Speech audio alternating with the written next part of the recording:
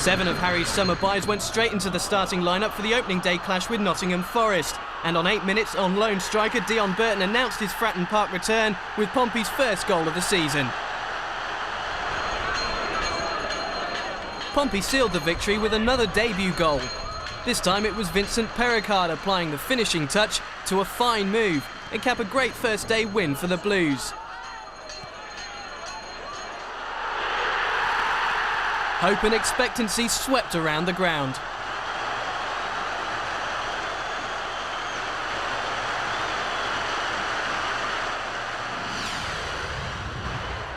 A midweek trip to Yorkshire looked to have brought Pompey back down to earth. Peter Undelöv taking advantage of some sloppy defending to give Sheffield United the lead.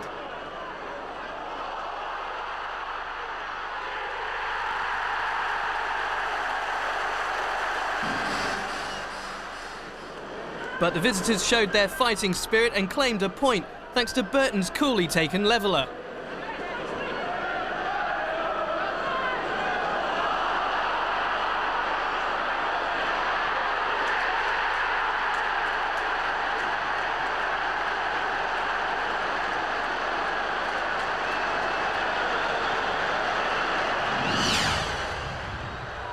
For an hour, it looked like a case of capital punishment for the travelling Blue Army as Palace raced into a 2-goal lead. Dougie Freedman put the Eagles in front with a great solo goal. And that was followed by Tony Popovic, who added a second just minutes later. Then Harry's boys staged the most dramatic of comebacks with 3 goals in 3 sensational second-half minutes. Hayden Fox headed home to reduce the deficit.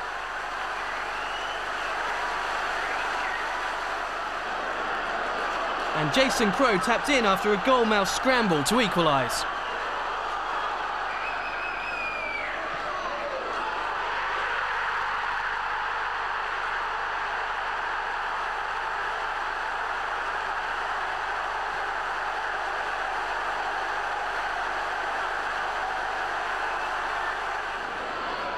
Palace were on the ropes, and incredibly it was Crowe again who delivered the knockout blow.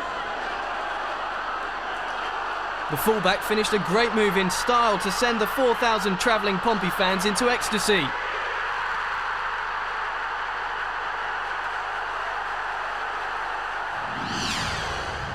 Off the field, Pompey delved back into the transfer market and signed Italian defender Gianluca Festa on loan from Middlesbrough.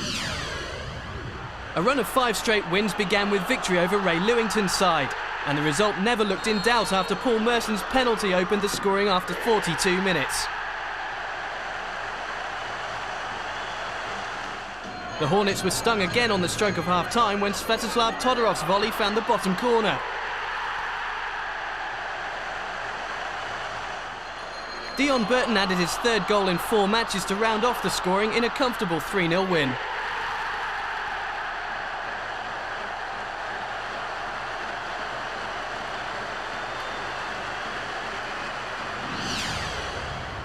After missing most of last season through injury, Mark Birchall picked the perfect moment to make his goal-scoring return.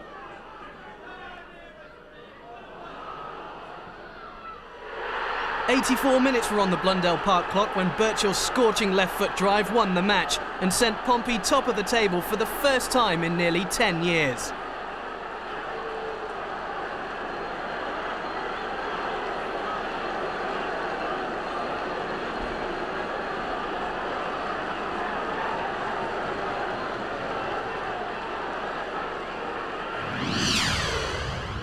It had also been a decade since a South Coast derby with Brighton, but Pompey got off to a flyer.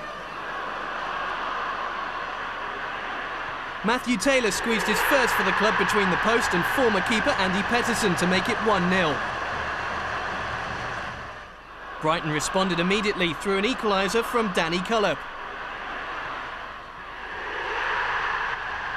And more calamitous defending let in Paul Brooker to give Albion the lead.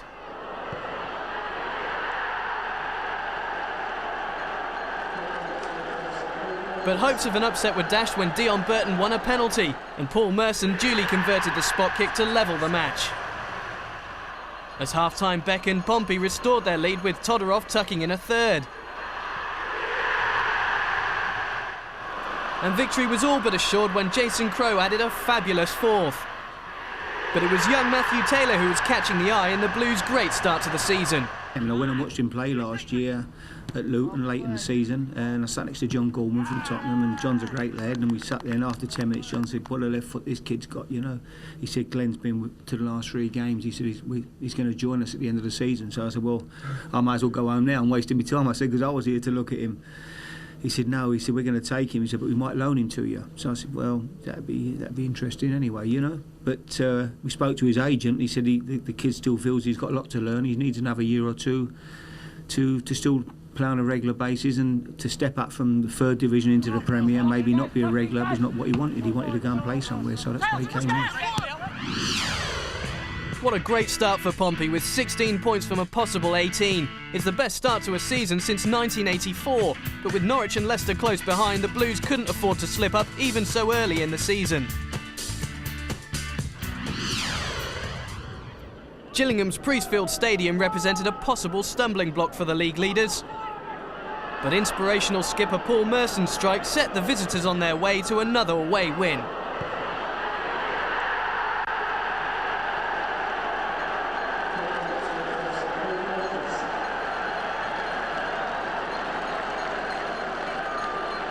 Mark Birchill took advantage of a fortunate ricochet to Bagger's second and put the visitors in command.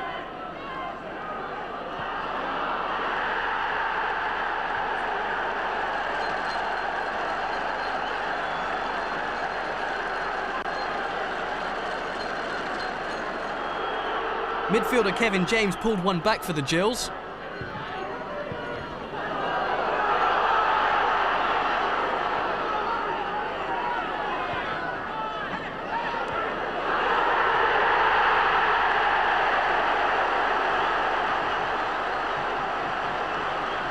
But it was left to Gary O'Neill to wrap up the points with a composed finish on the break.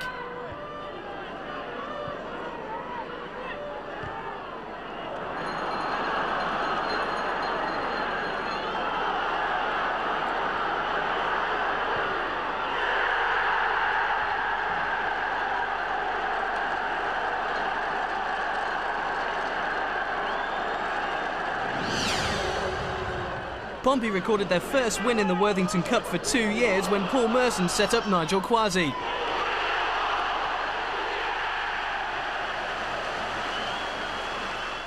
And Limvoy Primus settled the game against 10-man Posh in the second half to send the Blues into the second round.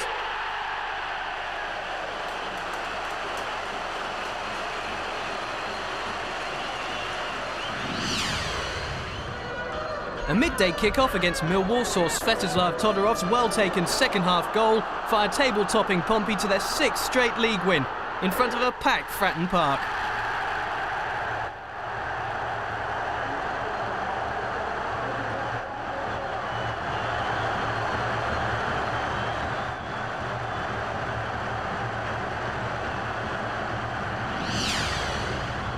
A midweek visit of troubled Wimbledon, and Pompey made a great start when Vincent Pericard found time and space to fire the hosts in front. But former Saint Neil Shipperley equalised, much to the displeasure of the home crowd, but the delight of just 50 visiting Dons fans sat unnoticed in the Milton end. But that was as good as it got for Stuart Murdoch's side, as Matthew Taylor's pinpoint cross was met by Todorov to restore Pompey's lead. Then Mark Williams put the game beyond the Dons with a bizarre own goal after keeper Kelvin Davis failed to control the defender's back pass. And Taylor capped a fine individual display by smashing in a fourth to seal an impressive win.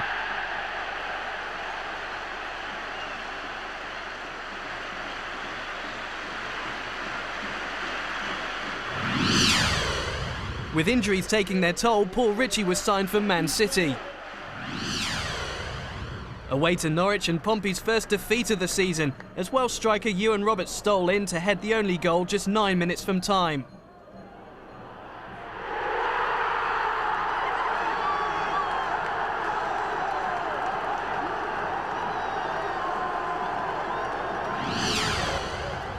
The question on every fan's lips was how Pompey would respond to their first loss of the season. Their answer was swift. Nigel Quasi thumped home the opener against Bradford after 17 minutes. Vincent Pericard returned from injury to notch a second. And Kwasi rounded off the scoring with a tidy third.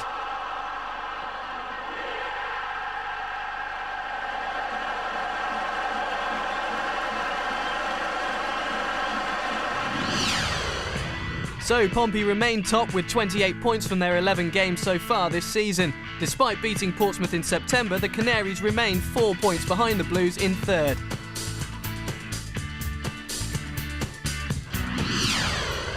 Another arrival and Ivory Coast international Lassina Diabate joined the Blues from Auxerre.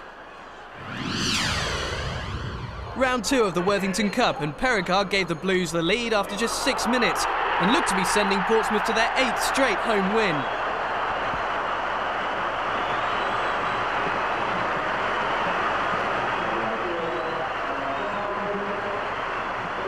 But just a minute later, the highly rated Jody McAnuff charged at the Pompey goal and equalised with a fortunate deflection off Matty Taylor.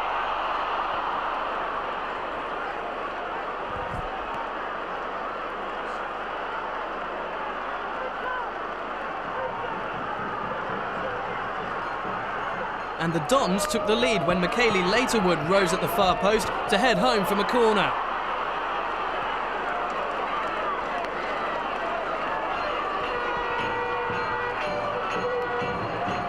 Pompey just didn't look up for the game, and Neil Shipley sent the Dons into round 3 with a third goal.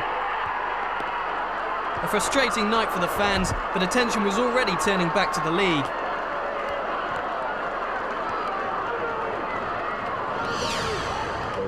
Ronnie Moore's Rotherham were the next side to be put to the Pompey sword. Vincent Pericard opened the scoring with a neat finish. And then laid on a second for Svetoslav Todorov to tap in.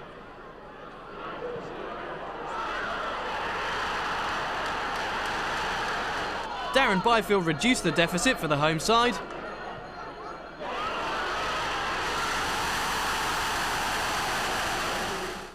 But the Millers were dealt a killer blow in the second half when Chris Swales was sent off for chopping down Todorov in the box.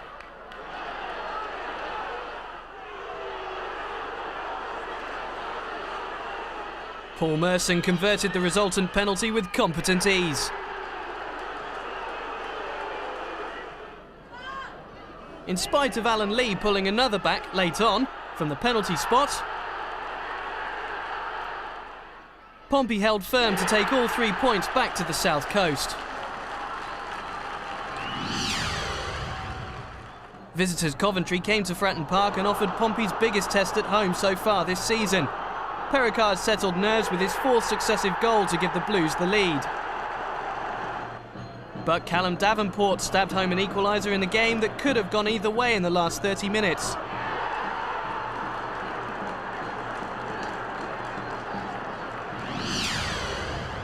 Another new face at Pompey arrives on loan, this time Aston Villa star Steve Stone.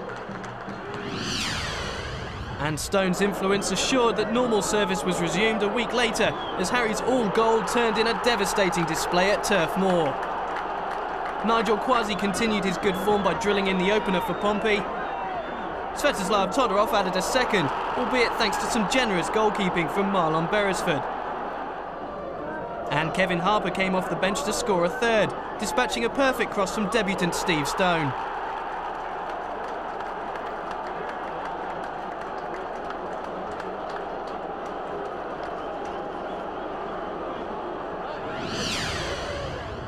Three days later, Preston's Richard Creswell gave the visitors a shock lead when he pounced on a rebound to beat Shaka Hislop.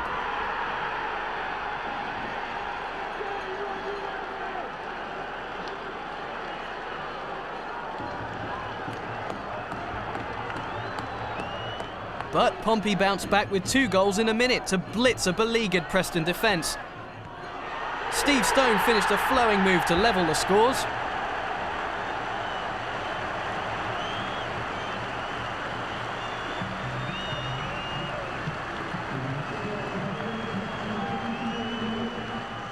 Then Vincent Pericard won a dubious penalty.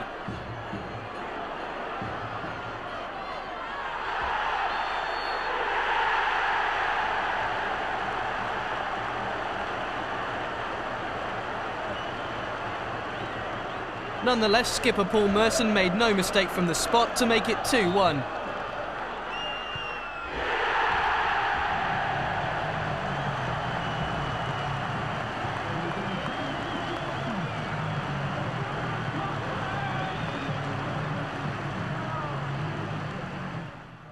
Minutes later, Matthew Taylor scored an exquisite chip and the points appeared to be safe.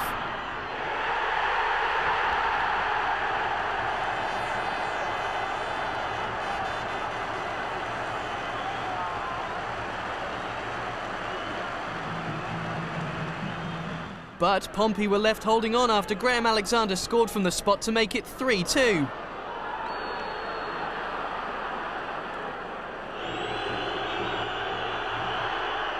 Another win, and on-loan defender Paul Ritchie was enjoying his South Coast experience. Up until 3 weeks ago, that was my first game in 8 months, first team game. So I'm still not 100% fit. I think it'll take a few more games just to get the match fitness back. I'm thoroughly enjoying it. Great bunch of boys and a great bunch of supporters as well, and I can't ask for any more at the moment. So the end of another month and the Blues go marching on in pole position, now a massive 7 points clear of nearest rivals Leicester, who are next to visit Fratton Park in a must-win top-of-the-table clash. Here's Stone. Looking for the run of Pericard. Taggart just about got it away, but Stone takes advantage of the ball holding up. And this time, Taggart's challenge deemed to be too firm on Pericard.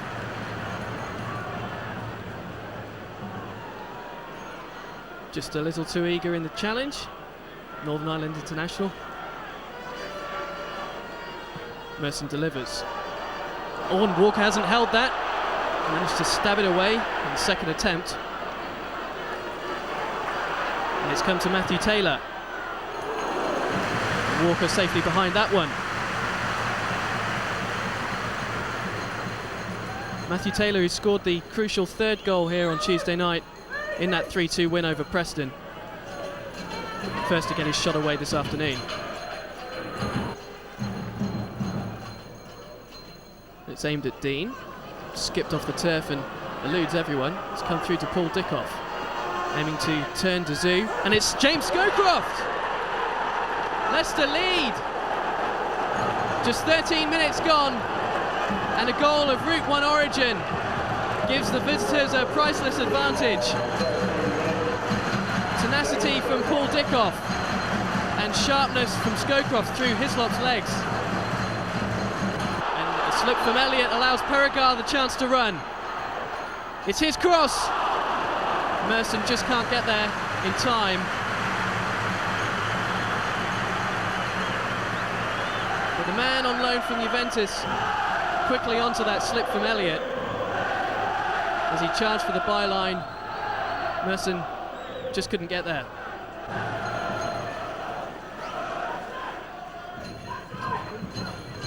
Merson does well to shield that from McKinley, and then McKinley seemed to go over the top on Primus. Well, it's a measure of how bad the conditions are. Someone could get seriously hurt this afternoon. Merson looking for Pericard, tries to turn, but it's not clear for Leicester. Still a chance for Pompey as it comes to Todorov. Walker safely behind it. It's the closest that Pompey have come this afternoon. Real scramble in the area. Primus took a swipe at it. Todorov just couldn't test Walker further. Conditions really not conducive to Portsmouth's brand of passing football. As the challenges go flying in. Cross is cut out by Primus. Leicester happy with the way things are going so far. Is it to take the corner?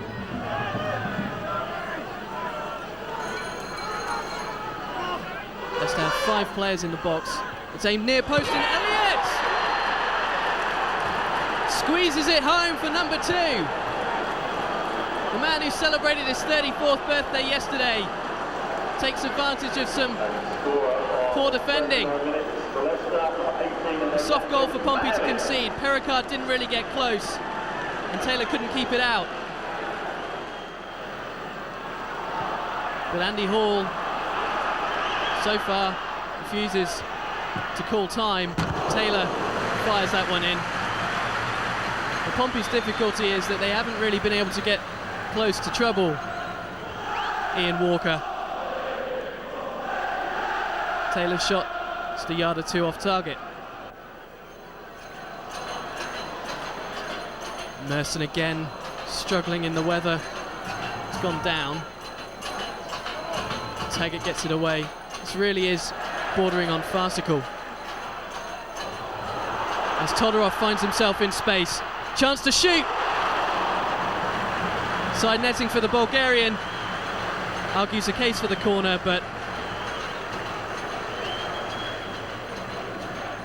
player had men in support, opted to go alone. Rogers finds, is it? He's cross, finds Scowcroft! Davison wastes the rebound. Well, Leicester haven't had much of the possession, but created the better chances, it has to be said, and Scowcroft's header had Hislop beaten. Not so the bar. Substitute O'Neill looks to bring that away, but again, Leicester win it back, and they could be in problems here at the back. Ritchie slips, but Brian Dean couldn't really take advantage. Merson looks for Stone. Last push for Pompey, perhaps. And Andy Hall gives the free kick. Foul on Steve Stone. I'm sure there are much warmer and drier places that Steve Stone would rather be this afternoon. It's Davidson's foul. And Merson's taken that quickly into Mark Birchall. It's round Walker. And that just sums up Pompey's day.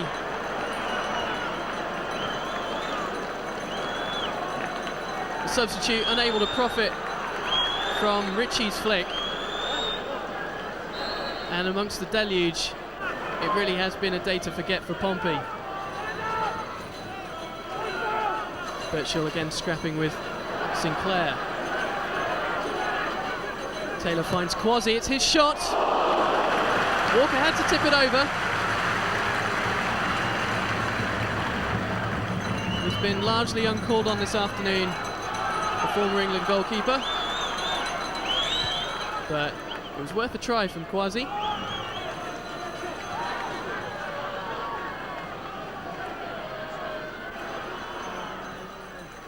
Davidson takes it to the corner, and so it ends. How much Harry Redknapp and Mickey Adams can read into their team's respective performances remains open to debate. Pompey again showed their resolve in the aftermath of defeat by gaining a great point at Molineux. Just two fit defenders started in the depleted lineup, but when Paul Merson fizzed home his free kick, an unlikely win looked on the cards.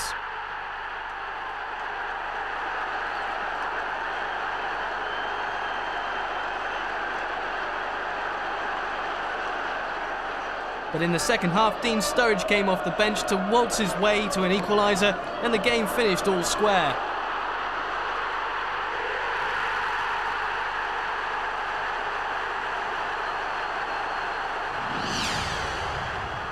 Nearly 4,000 Pompey fans made the trip to Pride Park, hoping that the winning formula would be rediscovered. Though the wheels looked to have fallen off the Pompey victory bus 16 minutes in, when Lassina Diabate clumsily upended Lee Morris to give away a penalty. Danny Higginbotham converted, despite the desperate lunge of Shaka Hislop.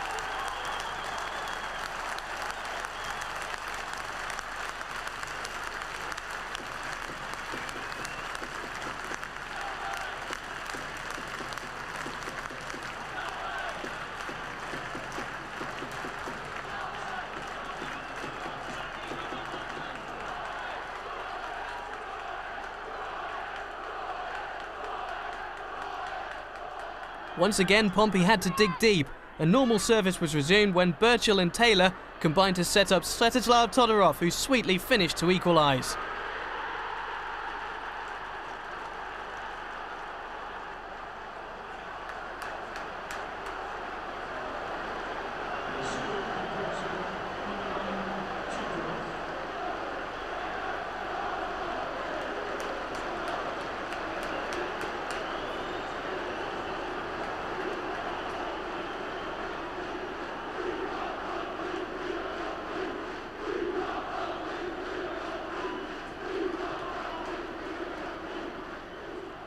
And 6 minutes into the second half, Mark Birchall bagged a winner with a great header, finishing a breaking move that began in Pompey's own box. The goal capped a great second half display by the visitors, who were cheered on by a massive travelling support behind the goal.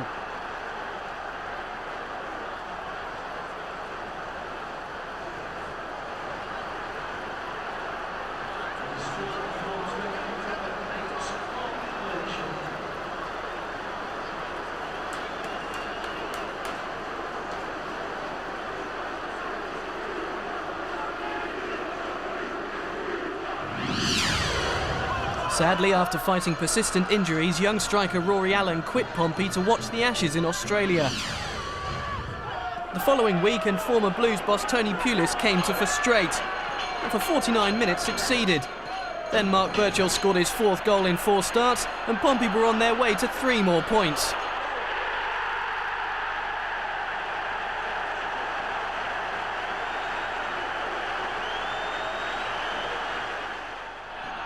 Nearly a second for Pompey when in-form Birchall set up Todorov, who blasted his shot at the bar.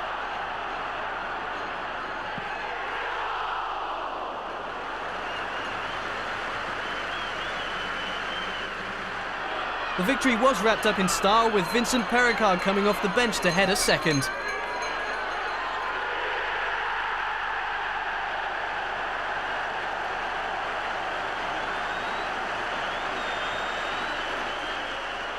And to finish the rout, Todorov lobbed the stranded Neil Cutler to complete a scintillating move.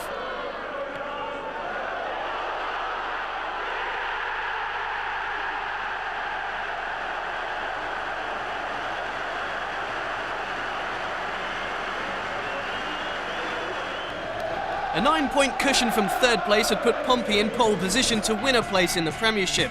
The month finished at home to Walsall, but first came a trip to Hillsborough.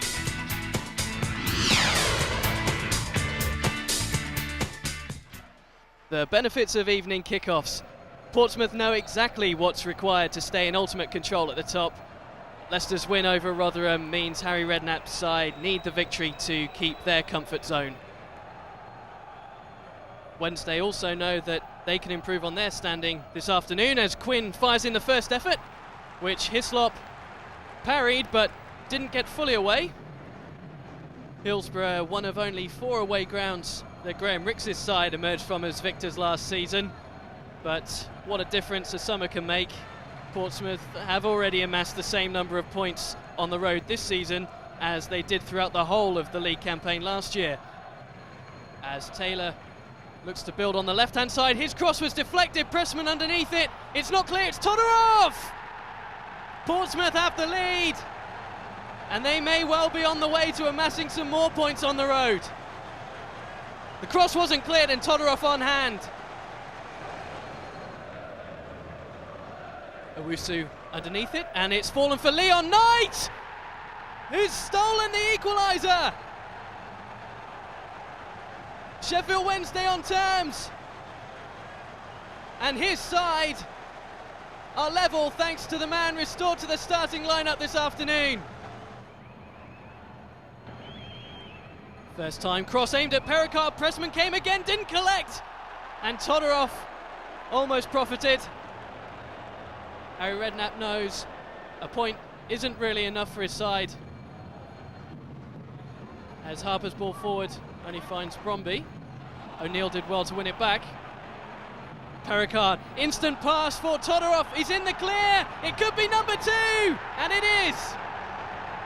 Svetoslav Todorov, 5 minutes into the second half, has put Pompey back in front. It was a cool, swift finish from the Bulgarian. Portsmouth look for the 3rd, and there's Perricard, whose timing was just off. Chris Turner knows his team will have to raise it again. No complaints from Paul Merson. Crow's ball forward. Again, it's Todorov who makes up the ground for Portsmouth. Gets round the back too, pulls it back. Perricard, acres of space, surely! And O'Neill will seal the win.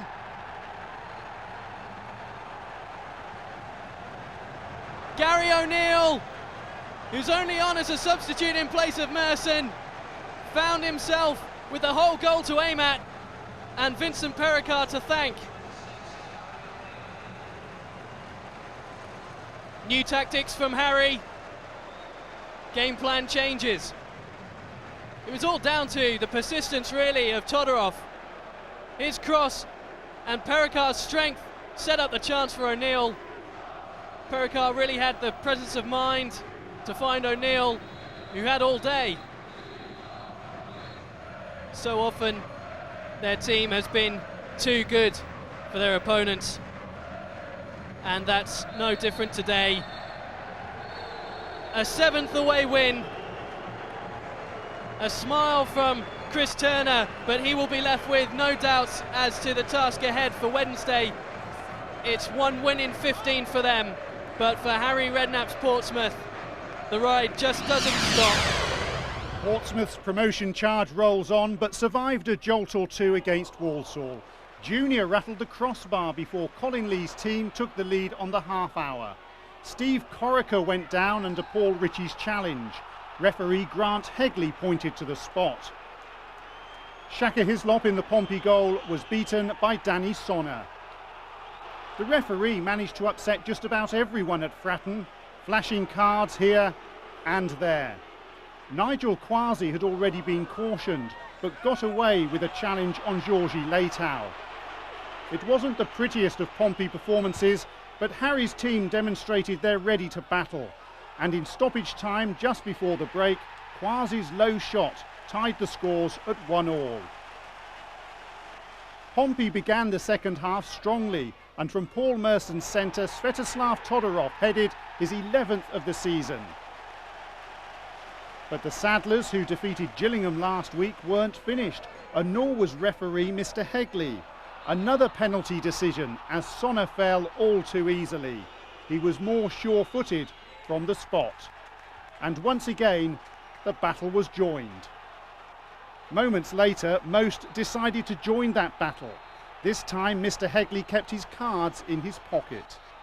Amid the chaos, Pompey kept their incredible season on course. Vincent Pericard couldn't find a way through, but Matt Taylor coolly stroked home the winner. And he had a celebration for the moment. While Pompey fans look forward to the game at Reading next week, the manager said he desperately needs a new striker with Pericard out for a month. And he slammed First Division referees. I think the difference in standard between the Premier League and this league is absolutely incredible. What can you say to him, really? I don't want to get involved. I'll end up telling what I actually think of him, and then I'll be in trouble. It's lovely to get a winning goal. Lovely for it to be so important for us. But, you know, I'm not a great believer of individual performances. I think that if the team does well, and to be honest with you, I'm not really too fussed who scores the goals as long as we keep winning. Having moved 7 points clear of second-place Leicester and a more than healthy 12 ahead of the chasing pack, Pompey had the Premiership firmly in their sights. But December was to bring little cheer as promotion credentials were put to the test. Reading's Medeski Stadium was packed to the rafters in anticipation, but the crowd were hardly enthralled by a drab encounter. Mark Burchill had Pompey's best chance, though he failed to test Marcus Hahnemann in the Reading goal.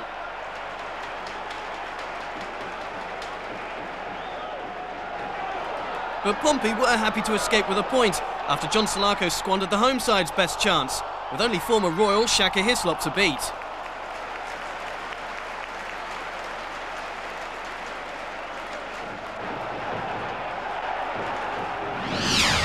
Harry subsequently delved back into the transfer market to seal the permanent signing of Dion Burton.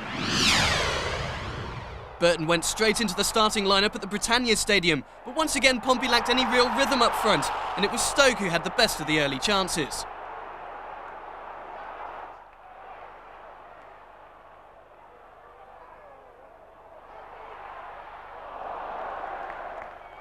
So it was no surprise when Brynjar Gunnarsson headed the home side in front. And that left everyone feeling a little all shook up. Though the visitors weren't singing the blues for long.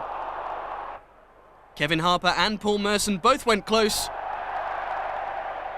before Jason Crowe pounced to snatch his second half equaliser, much to the relief of his manager.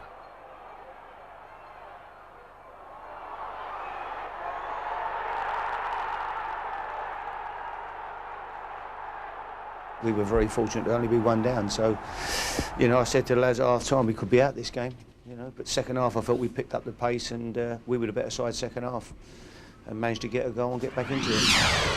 Days later, Harry announced another loan deal had become permanent, with Steve Stone joining on a free from Aston Villa. Stone made his full debut at home to Ipswich.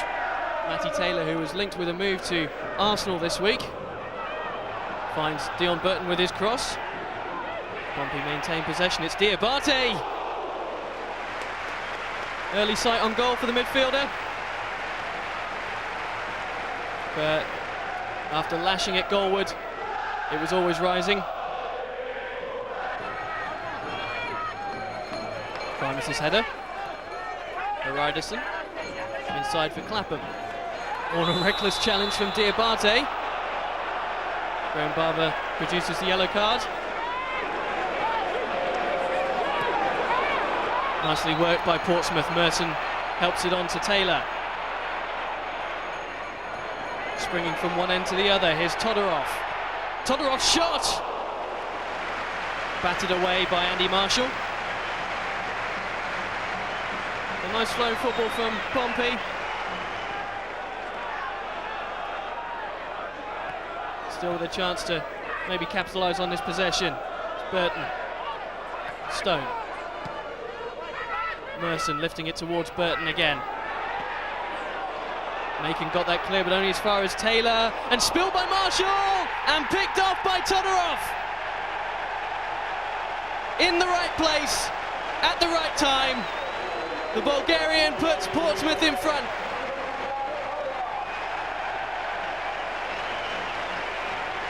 It seemed a lost cause until Matty Taylor reached it, and he managed to power it back in towards goal, and Todorov was ready to pounce. Steve Stone making his first appearance as an actual Pompey player this afternoon, of course. It's given away. And here's Ryderson, placed by Diabate. They do get a foot in. Ryderson still has it. Happy to go back to Clapham. And Magilton, lovely touch back to Ryderson.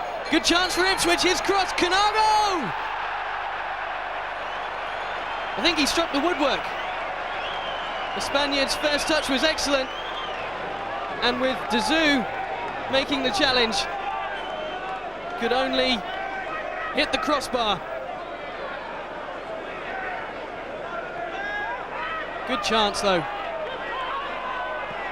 There's Magilton. Lovely space about the game, and he's fed in Ryderson again. Stone did enough to put him off. Come back to Magilton. Naylor's touch, and it's Tommy Miller. Charged down, and Naylor! For the second time in the opening 45, Ipswich strike the crossbar. Merson. Nice first time flick from Todorov. Burton. Support from Taylor. First time cross. Aimed at Stone. Great save from Marshall. Back to Merson. And cleared away by Godso. And Portsmouth firmly in the ascendancy. Here's Diabate to swing it in once more. Headed down again by Burton. Todorov can't turn, and thumped away this time by Macon. And here's the chance for Steve Stone. As he crept in undetected at the back post. Marshall did well.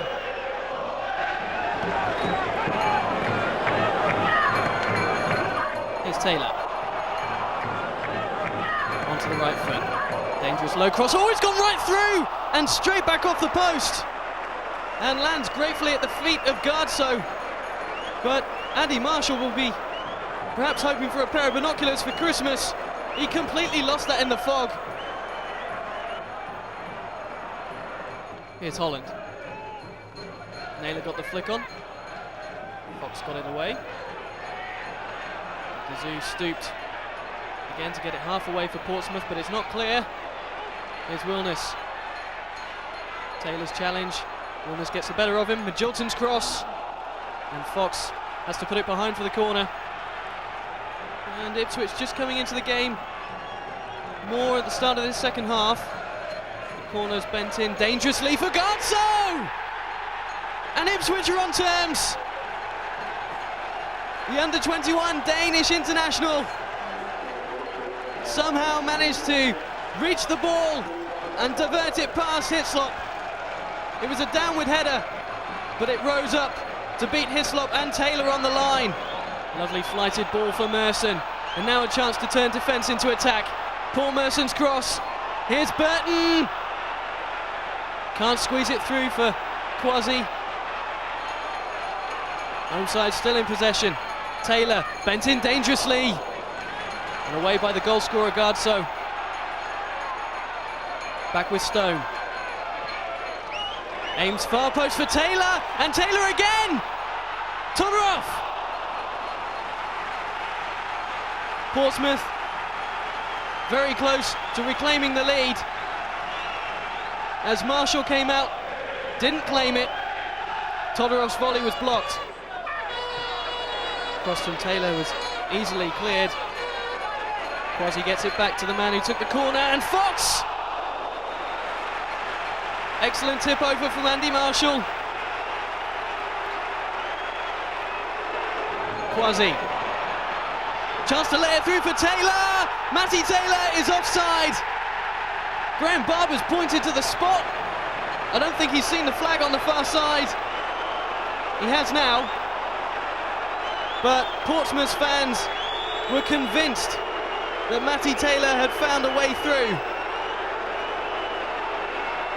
Not so. Diabate.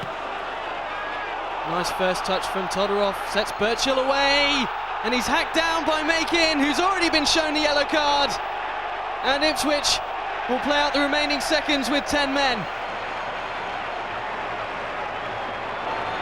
Last chance for Portsmouth, perhaps. Here's O'Neill. Spots up Matty Taylor, who comes inside onto his right foot, clipped in towards Birchill! Fabulous save! Top class tip round the post from Andy Marshall. As Ipswich hang on. Taylor's corner! Dazoo and Wilness went for it. Wilness is lying horizontally in the 6-yard box. Clash of heads. But try as they might, Portsmouth can't quite deliver 3 Christmas points to the Fratton faithful. It looked as though things were going to plan when Svetoslav Todorov prodded them in front on 19 minutes. And despite numerous second-half chances, Andy Marshall in the Ipswich goal provided a solid barrier to ensure Thomas Gardso's 54th minute equaliser earned a point for the visitors. Happy with the result? Yeah, you want to win at home, but at the end of the day, it's not the worst result. Not many teams will beat Ipswich from now on. I mean, you had 3 draws in a row. I mean, most managers would say magic. That's fine. But of course, here the expectations at Portsmouth are: was this a blip? Well, then people must, you know, what did they expect? I mean, yeah, it was a good game, wasn't it? People got to enjoy a good game of football. We finished stronger than them. Last 10 minutes, we could have ended up winning the game. But they're a good team, very good side. So you don't finish 5th in the Premier League 18 months ago if you're a bad side. What were your positives out of that game? I thought we kept going. I thought Matty Taylor was fantastic. He kept working up the left-hand side. We defended for our lives when we had to. Hung in there and showed a lot of spirit to come back strong. When we was under the cosh, the last 10-15 minutes, we finished stronger than them. And could have won it in the end. They kept back to make saves, and we had chances and balls whizzing around their box, you know. No, I'm not at all disappointed with the performance. A 4th successive draw followed on Boxing Day as Crystal Palace visited Fratton Park. It looked as though Pompey would be enjoying all of the festive cheer when Matty Taylor's cross found Paul Merson unmarked to tap home.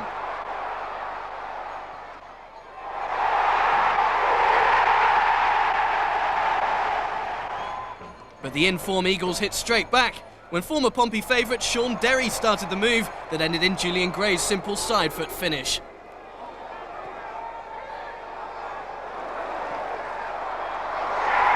Next up, a meeting with promotion rivals Nottingham Forest. Fratton, Mark Louis-Jean, good cross in from him. Pompey get it clear though. Ooh, Harper's made a bit of a mess of that one. Andrew Reid wide on the left-hand side. The cross, oh, it's hit the top of the crossbar. Well, Shaka Hislop in all sorts of trouble there. Portsmouth defending left a lot to be desired. The clearing header was solid enough, but Kevin Harper made a real pig's ear of that one. And Reid's cross over the top of Hislop. How close was that to going in?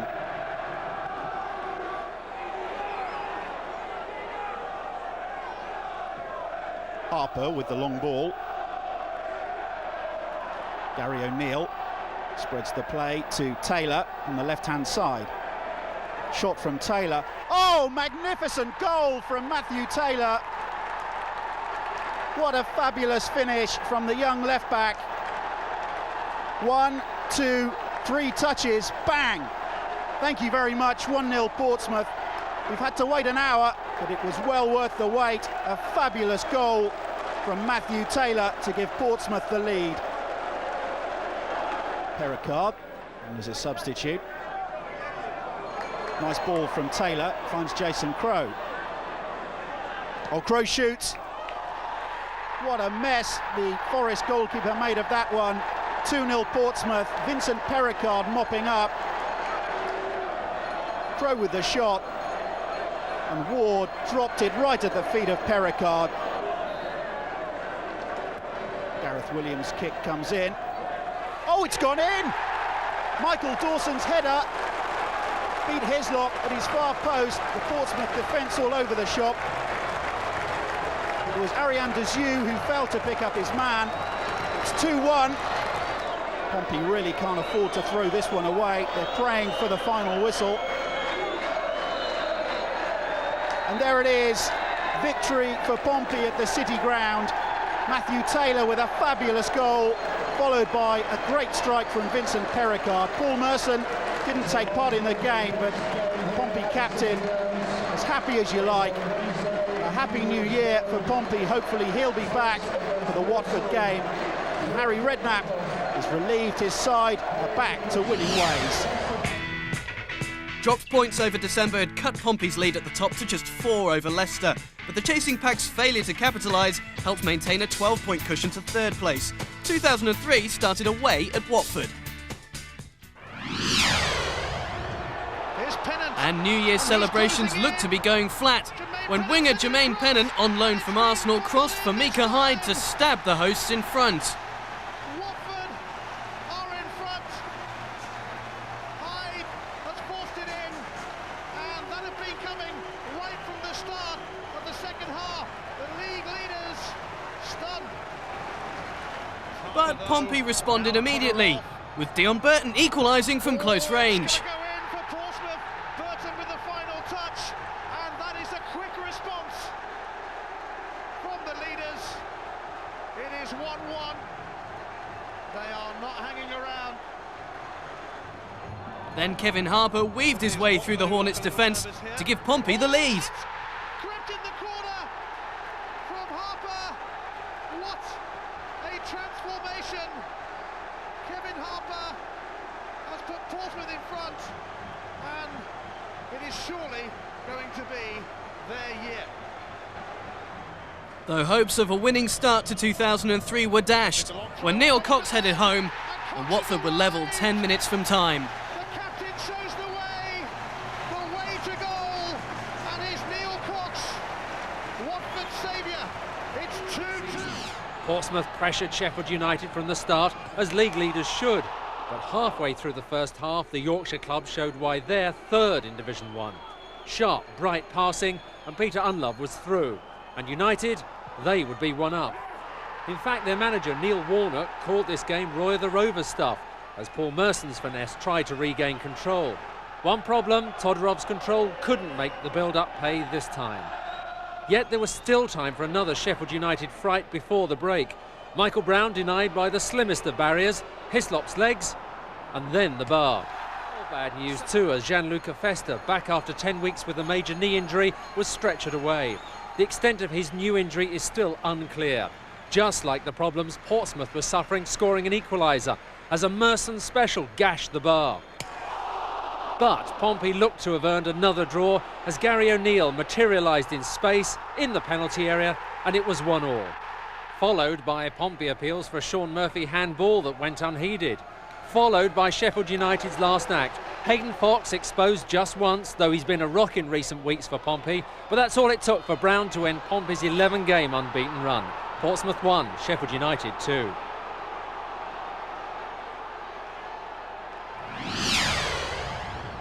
In a bid to regain the winning formula, Finn Marcus Heikkinen was signed from HJK Helsinki on a free transfer. And Nigerian Yakubu Ajibeni was to make an instant impact on his loan arrival from Maccabi Haifa. Their recent winless run had many questioning whether the wheels had fallen off the Pompey victory bus, and when Bobby Zamora bustled his way to an opening goal for Brighton, it appeared to be grinding to a complete halt.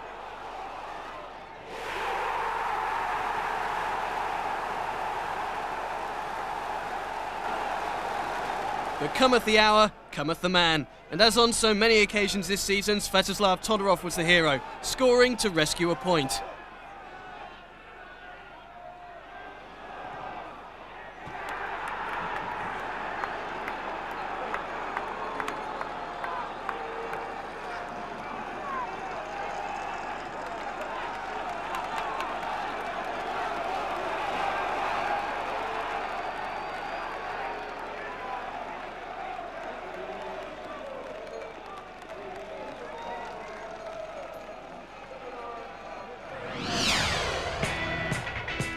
So still no victories in 2003, and maybe just a few jitters as the gap to third place closed to a meagre 8 points. Sheffield United's 2 games in hand on the table toppers only added to the pressure. Tim Sherwood finally arrived on loan ahead of a must-win match against Grimsby. Portsmouth's biggest crowd of the season, just under 20,000, saw Pompey get off to a flying start with a goal after only 4 minutes. Svetoslav Todorov was the creator, neat footwork and a precise pass for new boy Yakuba. And the 20-year-old Nigerian striker on his home debut became an instant hero at Fratton Park. But if the crowd expected an avalanche of goals, they were disappointed. They had to wait until 15 minutes from time for the second, and a big slice of luck as Matthew Taylor's shot was deflected into his own net by Simon Ford. Todorov should have made it 3-0, but somehow managed to direct his header wide of the gaping goal. But in injury time, Paul Merson picked out Nigel Quasi to give Portsmouth their first win of the new year, and a winning start for new signing Tim Sherwood. Yeah, it's a great blend of youth and experience, and I think it's, you know, if we keep our heads, there'll be no problem with Premiership next year. Derby County were next to visit Fratton Park, and it turned out to be a classic. Steve Elliott. Here's Warren Barton, who was John Gregory's first signing in the summer on a free from Newcastle. And not just the usual matchday nerves today for Jim Smith, those differential feelings that players and managers all get when coming up against teams with whom they've got strong affiliations, all thrown into the mix. Merson's layoff. Instant ball forward from Taylor, finds Yakubu, a willing runner, and he's got round the back of Everett. It might come for Merson! Well, they got off to a flyer against Grimsby last week, and their skipper has come up with the goods with a similar timing on the watch today. He needed 2 stabs at it, but Merson, who started the move on the halfway line, made up 50 yards in the process of Taylor feeding Yakubu. And as the Nigerian got around the back, it was Merson in the 6-yard area. Neither the defender or keeper knew where it was, and Merson took full advantage. Well, Derby just looking for a little bit of relief. Opening 5 minutes have flown by, and he's been due a goal. Has averaged 1 in every 4 games since he joined Portsmouth. And he's ended a barren run of 5 games with the opener today. Fox did well, but then Kincladsey caught Sherwood in possession. Boulder finds McLeod, who came inside Taylor, but he'll have to do a lot better than that to test Shaka Hislop. John Gregory back at Fratton Park, club where he started his management career. Todorov back to Harper. He's cut Derby open here, and the goal comes from Yakubu. Well, Matty Taylor had a chance at the far post, but as the ball fell, Yakubu accepted the gift that Taylor laid on for him. Not that the crowd mind. They're taking a new hero to their hearts, and they've seen Yakubu Ajabeni grab his second in 2 games. But Derby's defending was simply woeful. Kevin Harper exchanged passes with Todorov. Delicious as his cross was, they really should have dealt with it. And when they didn't, Yakubu was on hand to tidy up. Lovely inviting cross from Harper. Taylor couldn't take advantage, but Yakubu could. Zavagno's cross. Harper back in his own box. He's a player who's had his critics this season, but after laying on that second goal, he remains to play a significant role in the promotion challenge. Here's Todorov. He's been left to run a long way. Support from Yakubu, and he's onside. And what's worse for Derby, so is Matty Taylor! 3-0.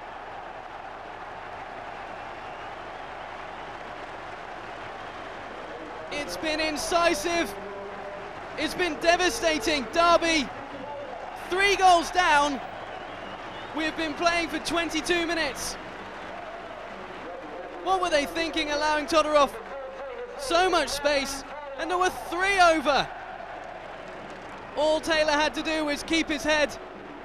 Such was the quality of his control. And he managed to beat Grant easily. Kwasi. Yakubu. Felled by Zavagno. Gives Portsmouth a creditable position to try their luck for 4-0. You get the feeling that they'll be enjoying the afternoon. Merson to take. Aimed far post for Taylor. And Hayden Fox held his arms out, completely unmarked inside the 6-yard area. Taylor tried to divert the ball back across the face. He would have found his own player unmarked. Here's Yakubu. Taylor continued his run, and Yakubu used him by not using him. It's Kwasi. Well, they're all getting forward, everyone wanting to get in on the act, but Kwasi went for more power than precision. Yakubu this time working the opportunity for a teammate from deep. Not far away. Harry down for the second half. This Fox slipped, and did that go out of play? Derby fans complaining at that linesman, but no flag. Play continues. John Gregory not happy with the decision at all. This is where the Australian lost his footing, and it's about 3 or 4 inches out, surely. Well, it's unfortunate for Derby, but John Gregory has said something perhaps he shouldn't to the 4th official, and he's been summoned over by Clive Penton. And John Gregory has been given his marching orders, and you can tell what he thinks about it. Portsmouth not satisfied with 3. Sherwood comes back for Kwasi, and Kincladsey robs him. Now with a chance to break for Derby. Spotted the run of Morris, and Tavlaridis recovered. Back with Kincladsey, who's been allowed to go a long way. Georgie Kincladsey and Morris. Derby have a lifeline thanks in large part to the Georgian. But what were Portsmouth doing at the back? In particular, Nigel Kwasi, after Tavlarides had got him out of jail once. He proceeded to freeze as Kinkladze dribbled freely around him. Tavlarides also deceived, and Morris on hand to pick up the pieces after Hislop could only divert the ball into his path. Savagno. Primus blocked Boatien's cross, but Sherwood hasn't managed to put a challenge in on Savagno. It's Morris's cross back to McLeod off the line from Taylor. And the referee has pointed to the spot. It was, I think, the challenge from Svetoslav Todorov on Warren Barton as Portsmouth tried to clear.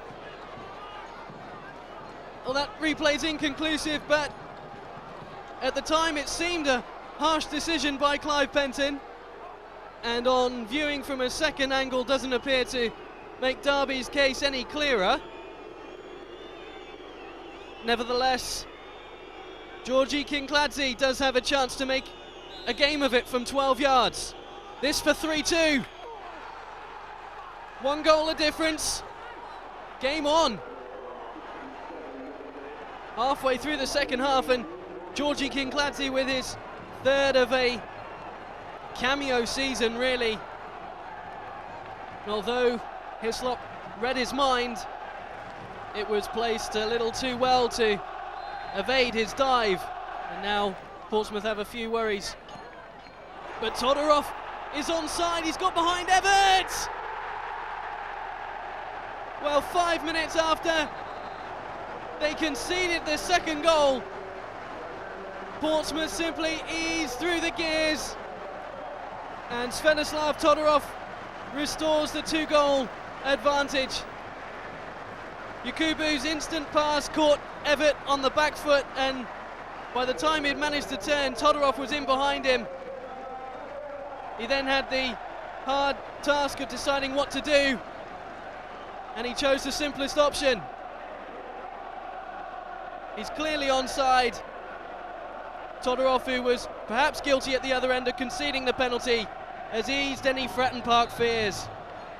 Morris tried a flick which didn't come off. Todorov, again the outlet with Derby committing men forward. He's played the pass into Yakubu's feet. It's payback time. The Nigerian returns the favour after Todorov had scored from a pass supplied by him. He didn't even have to break stride, and Portsmouth should be home and dry. That's 3.5 years since Portsmouth last scored 5. I don't quite know the stat for 6. 5 minutes left. Todorov! And again Todorov! Well, 6 goals it is! Again, Yakubu instrumental. But Portsmouth's top scorer gets his second of the game. Really, when he had no right to. After Grant had made the first save, he blindly clawed it back into Todorov's path. And when you're 5-2 up, those kind of finishes are easy. Total joy around Fratton Park and total annihilation on the pitch in Svetoslav Todorov and Yakubu Ajabeni. Harry Redknapp may well have found his key striking partnership to see his club through to promotion. I think it's a great game. I was very pleased for the game. We worked so hard for it, and we deserve to win. You linked very well with Svetoslav Todorov, particularly in the second half.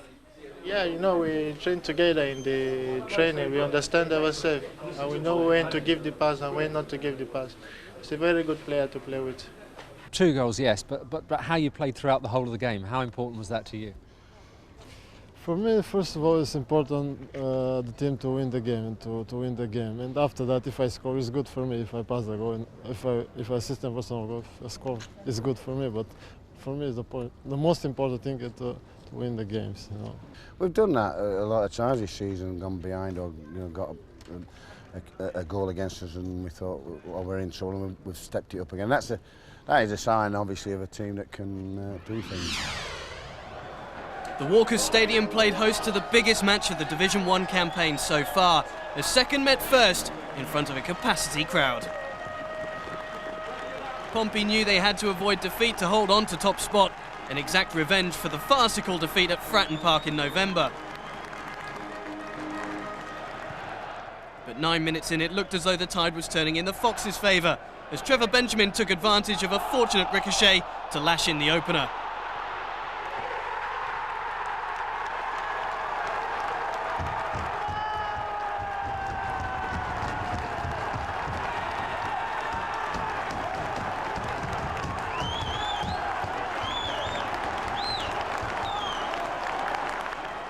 In a first half of few openings, Yakubu came closest for the visitors when he shot straight at Ian Walker.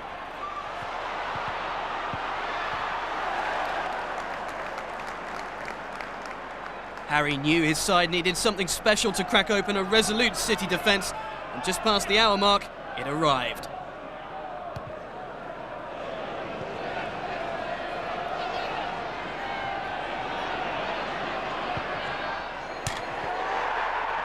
A sublime effort from Matty Taylor levelled the scores.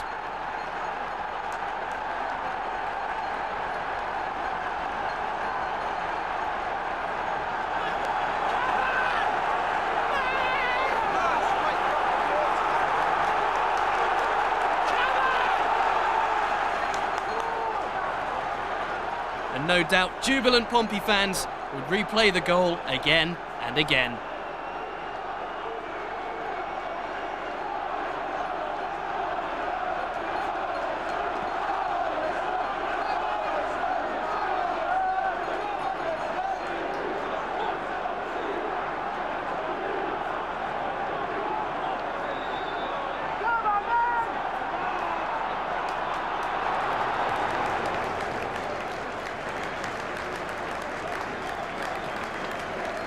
The goal and the performance more than merited a point, and there was no doubt who was the happier with the final outcome, as Pompey's travelling support celebrated the result that kept them on top of the league.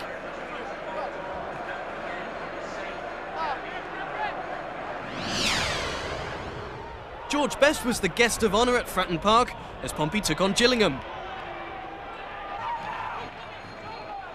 Merson turning the ball delightfully first time into the path of Matthew Taylor. And it was Yakubu at the far post. He failed to score for the first time since starting a match for Portsmouth in Monday's draw at Leicester. He nearly rectified that straight away here. Sherwood.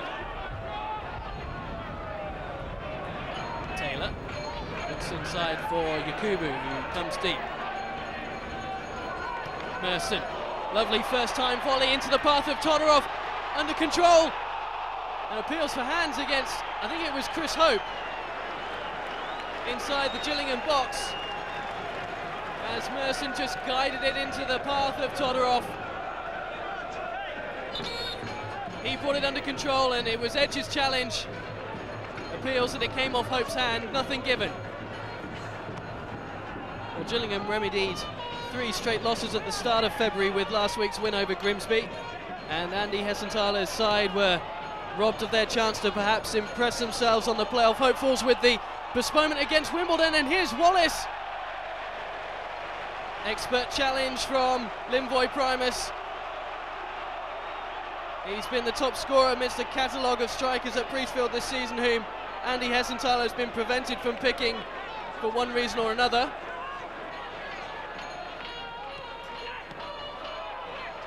Yakubu. Strong challenge from Nicky Southall to rob Tim Sherwood, and now Gillingham have 4 on 3. If they play this right, they could be in. Paul Shaw with a chance. Couldn't angle it away from Hislop, who'd got his position absolutely right. Shaw was a scorer in Gillingham's last win over Portsmouth, Boxing Day last season. Todorov held off the attentions of Hope and has played in Paul Merson. Portsmouth always seem to have a man over, it's Taylor. And Roland Edge met the wing-back's drive with equal force to repel it for Gillingham. Todorov managed to get away from Paul Shaw rather easily. His cross aimed at Taylor, my fault for Sherwood. It was Barry Ashby getting himself in a bit of a pickle in the box, helped out by his manager. Portsmouth just starting to harass Gillingham with more vigour than during the first half. Clash of heads leaves Nicky Southall lying prostrate. Challenge which Sherwood had no intention of feeling the effects of. Todorov in the channel. Overlap from Harper if he requires it. His cross didn't clear the first man. Sherwood. Strong challenge again from Southall. It falls kindly for Kwasi. And Jason Brown just about does enough. He got two firm hands behind the fizzing drive from Nigel Kwasi. And just wasn't too sure of the angle of the ball's decline. Todorov, again proving an able target man. Taylor. And it was Barry Ashby who caught Yakubu. Steve Dunn, just a quick word. It is a Portsmouth free kick. And their captain has Fester, Dazoo and Sherwood all joining the usual suspects in Gillingham's box. Todorov drifts near post. Merson aims far and Dazoo! It has been coming in this second half, and Portsmouth's pressure has forced a crack in Gill's defence. Arjan Dazoo with his first ever goal for Portsmouth comes at the right time for his team. Nothing that Brown could do. The home side lead. The onus very much with Gillingham now. And Paul Shaw's continued his run and was denied by a fabulous bit of defending from Kevin Harper. Well, Harper, who has recently been told by Harry Redknapp that he does feature in his future plans, ensured that there was no daylight between him and the ball as Shaw chased an equaliser. Sidibe managing to hold off the attentions of Taylor, and then does brilliantly the substitute to come away with the ball from Kwasi. Keeps Gillingham moving, and Sidibe, as he made his way into the box, looked to have been held off by Fester. Nothing given. It is a Gillingham corner. Aimed again at Sidibe, who again looked to be held. This time Primus the possible offender.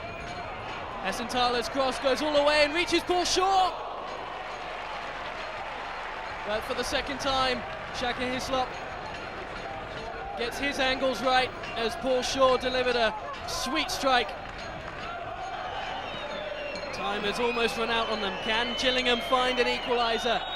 They've been the strongest since the goal, but it is a Portsmouth victory, and one which caps a very positive week.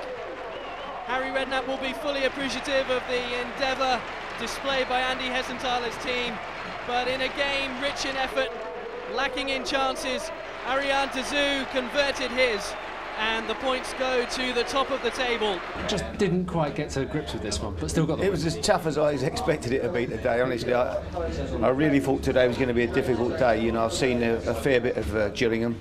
Saw them at Reading a couple of weeks ago, and they were very unlucky to get beat in the last minute, and I knew it would be a hard game today. I said to the players before the game, you know, you won't get many harder games than this. They work so hard, you know, Hessenthaler leads by example. It was a tough game. But by your own standards, when you had the ball, it wasn't quite. It wasn't quite. No, it didn't flow as it didn't flow as we have done lately. But that's how it goes. And maybe when you're not, you're not always going to go and hammer in a load of goals. And but we worked hard and clawed out a result. You picked your moment for your first goal, didn't you? Yeah, good one. Very happy with it, obviously, and it was about time. And it was a nice moment in the game as well. It was a bit, I think I said to Gianluca Festa, we'll probably have to get someone to set play here because it doesn't look like we're going to score or they're going to score. Weren't firing on cylinders by everyone's admission up front, but the back three, Festa back, you just mentioned, you back, you put in some really special performance there. Yeah, it was probably needed today. They were very physical, put a lot of balls in the box, and obviously we were quite capable of dealing with that today. And on a day that maybe your forwards are not on fire as they have been the last few weeks, really, it's good to see the back lads, putting a performance in and keeping a clean sheet and scoring the other end. The chasing pack was starting to be cast adrift as Pompey kept up their relentless assault on Division 1. But the battle for top spot was hotting up, with just 2 points separating the Blues from second place Leicester. Next up, an unusual trip to Millwall. Queuing for tickets. £10 a throw to watch the big game.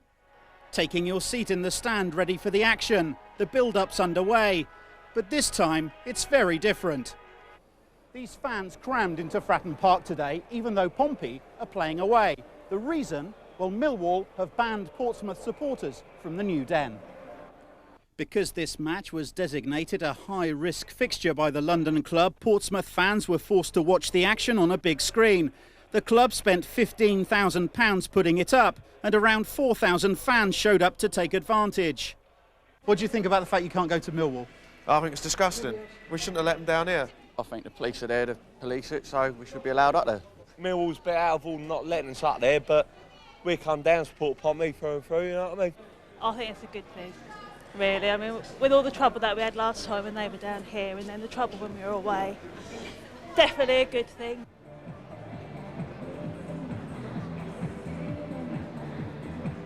To what extent the authorities' decision not to sell tickets to travelling supporters will affect the leaders today is something I'm sure he and the rest of Pompey's meagre representatives are anxious to find out.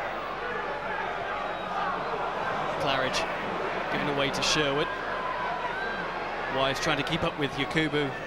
An inventive back heel has allowed Paul Merson to join in providing support. The initial working of Millwall keeper Tony Warner to put his side in the right frame of mind for the task ahead. Yakubu. Harper.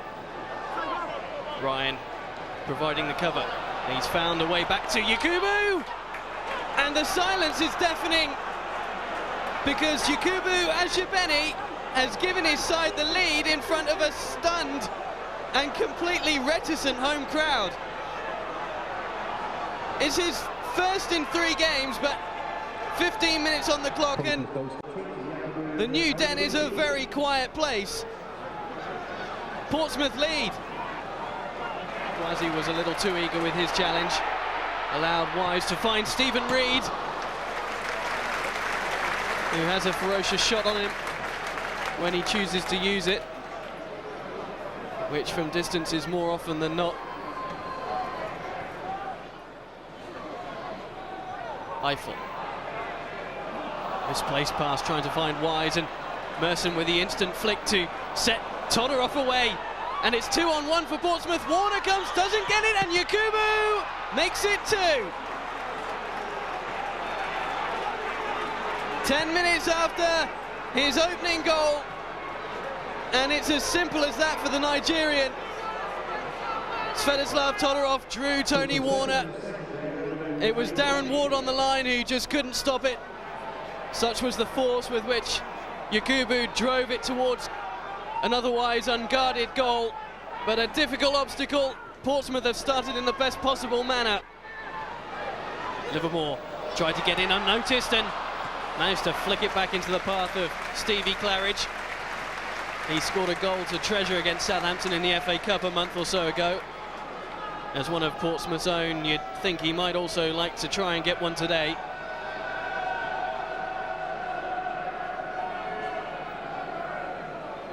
4 defeats, not the best of starts to try and end a losing streak for Mark McGee. Sherwood, Merson keeps it moving. Here's Harper, faced by Ryan, the fullback. Portsmouth maintain possession, and no one went with Harper to pick him up a second time. It's his cross towards Sherwood, and Millwall are punished. It's like a practice game, and it's a first Portsmouth goal for Tim Sherwood. It's only been a month, but I guess he was expecting a louder cheer than that when he found the net. Here's Merson, looking to impound the misery. Todorov.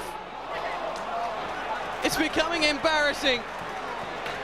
In fact, Millwall have switched off entirely. It looked a hard task on paper, but this is ended as a contest. Todorov crashes home his 16th of the season. They'll be loving this back at Fratton Park. 4 goals to the good at half-time, and Yakubu, who was on a hat-trick after 25 minutes, hits a rasping shot, which almost concussed the crossbar.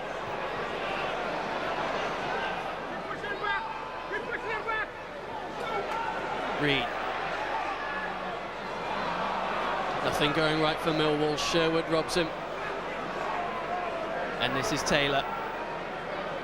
Millwall sprinting to get back and provide some sort of cover. Merson.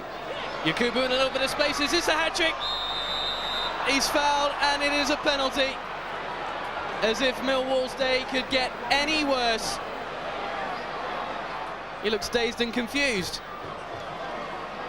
But thanks to Paul Robinson's foul, Harry Redknapp and his captain, Paul Merson, now has the opportunity to take Portsmouth's tally for the day to 5 without reply.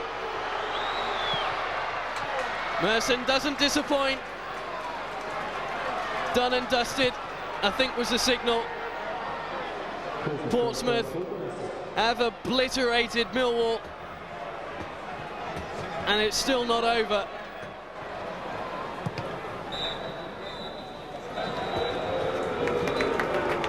The final whistle's greeted with a chorus of boos, but you imagine back at Fratton Park, there are 4,000 delirious fans in Pompey blue.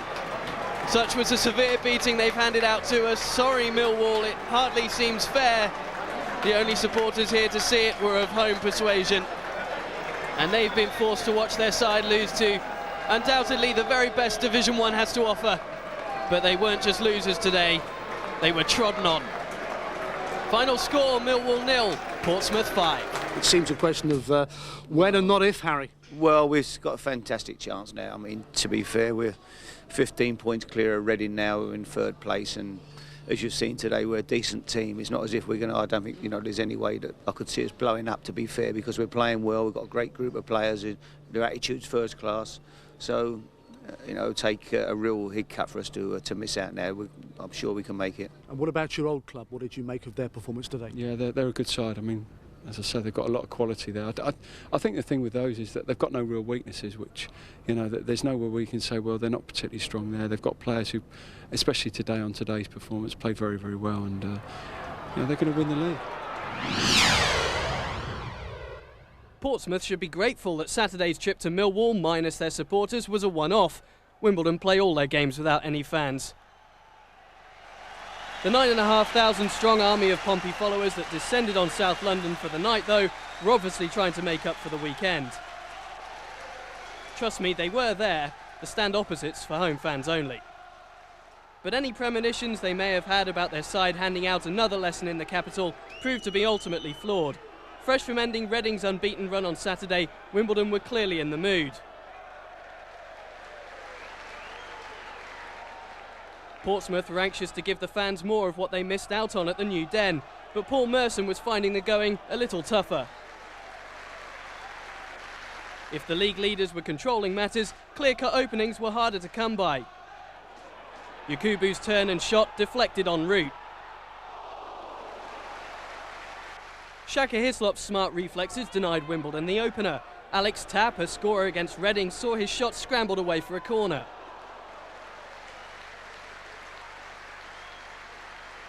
Portsmouth's thrashing of Millwall was inspired by incisive passing and movement, and when Merson's on the end of it, quality usually comes as standard. He seemed to be having an off night. So when Portsmouth took the lead midway through the first half, the man who eventually finished it off, after Svetoslav Todorov was denied by Kelvin Davis, was bound to be someone other than the captain, right? Wrong. Merson's strike was as sweet as they come. One flash of the outside of the right boot, and Portsmouth seemed to be on their way. Into the second half though, and after failing to convert numerous chances, Hislop was keeping his side in front. However, the respite didn't last long. From Neil Shipley's knockdown, substitute Patrick Agimon squeezed home just 8 minutes after coming on. Pompey still had a glorious chance to win it when Matty Taylor's teasing cross begged to be touched home. Tim Sherwood couldn't accept the gift. And to the travelling fans' dismay, Portsmouth went to sleep on the edge of their own box 3 minutes from time, and 1 point became no points thanks to Gareth Ainsworth's tidy finish. If it's any consolation, the damage could have been worse. Leicester could only draw at Bradford. A first half with few chances could hardly have prepared the Fratton faithful for what was to come against Norwich. 5 frantic second half minutes saw Pompey twice squander the lead.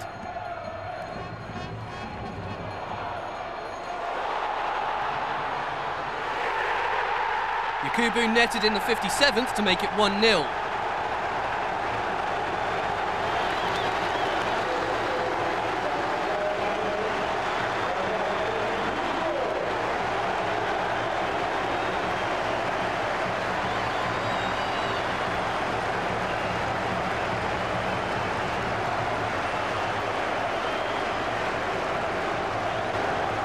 Just 60 seconds later, slack defending let in Craig Easton to equalise.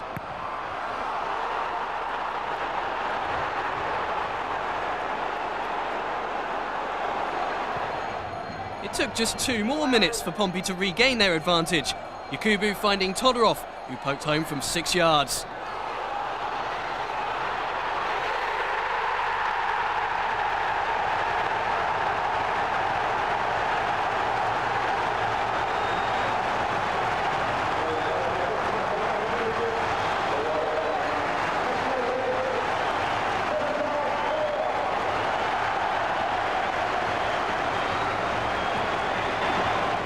Incredibly, Norwich levelled again 2 minutes later, when Mark Rivers smashed in a poorly cleared cross.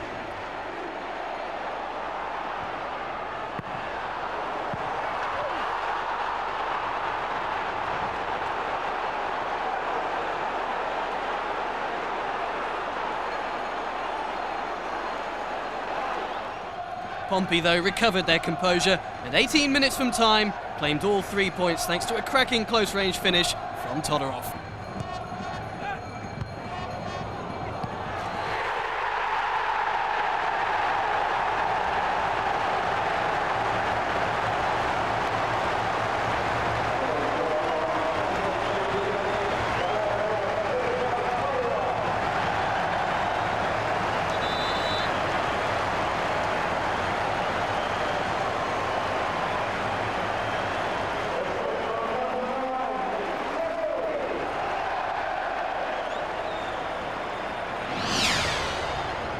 Fellow promotion hopefuls Wolves were next to visit Fratton Park. Wolves' submission to a struggling Grimsby side at this stage last season sparked a slump in form that saw them spectacularly throw first automatic and then the ultimate promotion away. The same mistake might soon be mathematically beyond Portsmouth. Just 2 defeats in 20 league games. Promotion could be theirs by early April. Yakubu may have played a recent, yet it's been an integral part in that campaign. There he is from the throw. Primus. Stone. Drifted into an area that wasn't attacked, and Edworthy forces Fester to begin again. into Todorov. Can't turn, but Steve Stone picks it up, and Stone's been allowed to run and puts Pompey into the lead. Back with an immediate bang. Steve Stone making his first start for 2 months, out with injury, scores within the first 5 minutes of his return. His collection at the ball and directness surprised a few in the Wolves' defence, and the visitors showed a distinct lack of reaction to deal with the midfielder's surge. Ince appealing for no apparent reason. It's a supreme start for Portsmouth. Good football from Portsmouth, and Merson gets the luck of the bounce off Ray. Polly Cayman didn't make a challenge. Merson was able to dink the right foot. Here is Miller. Sharp turn, and was tripped by Fox. Drew the challenge from the Australian, and rightly frustrated, his progress was halted. Miller has fired an outstanding 13 goals in his last dozen appearances for the club. What can his team do from the free kick? It's Irwin. Safely taken in by Shaka Hislop. The former Manchester United veteran got a fair amount of bend on it.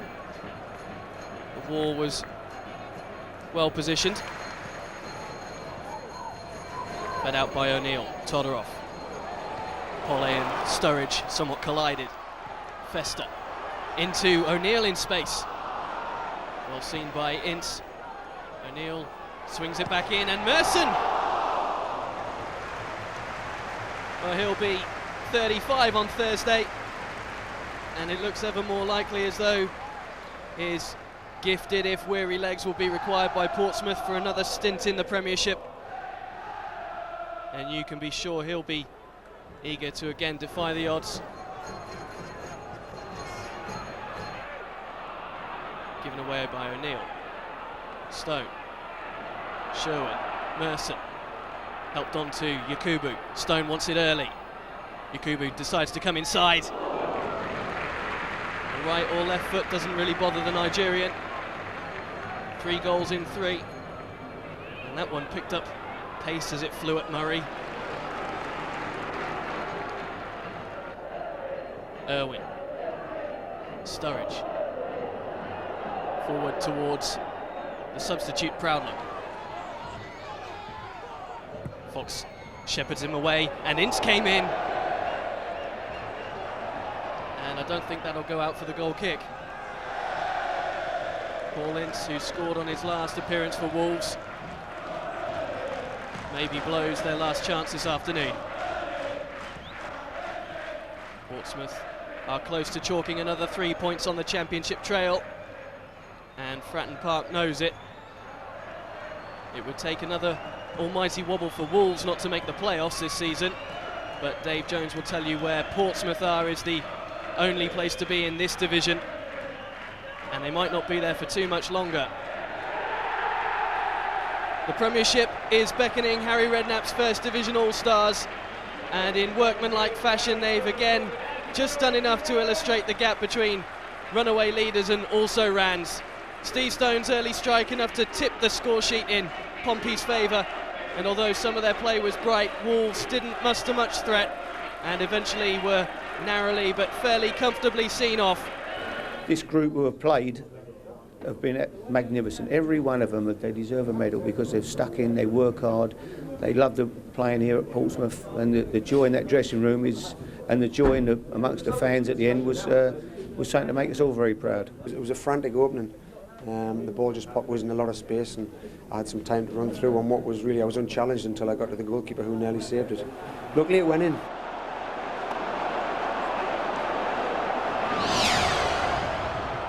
Pompey made it 3 wins on the bounce at Highfield Road with a devastating display of attacking football.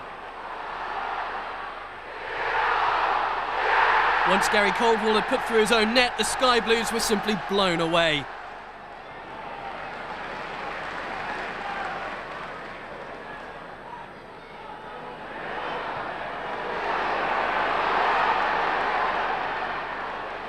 Steve Stone cracked in the second after O'Neill's clever layoff.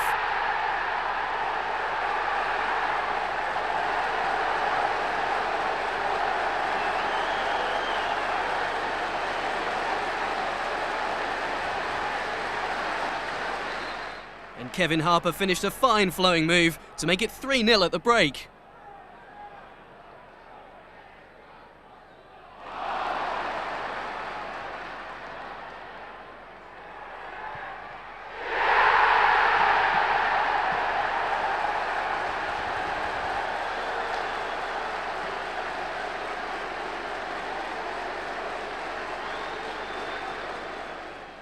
It seemed fitting that skipper Paul Merson should round off the scoring, and with his left foot too.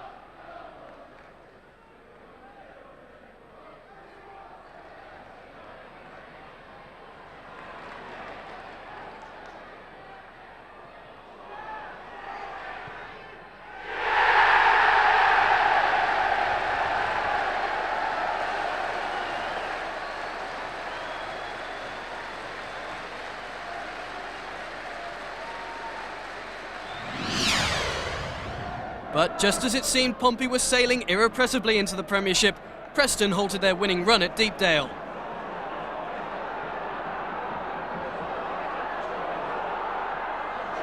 Yakubu had given the visitors an early advantage. But Paul McKenna stunned the league leaders with a last-minute leveller.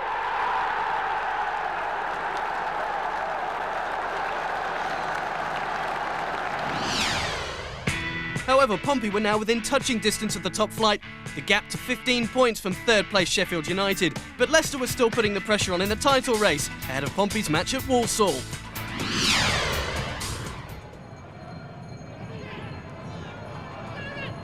Stone again. Lovely ball finds Kevin Harper. Harper can run with it, there's space. Harper! Oh, lovely goal from Kevin Harper. 1-0 to Portsmouth, a fabulous finish from the little Scotsman.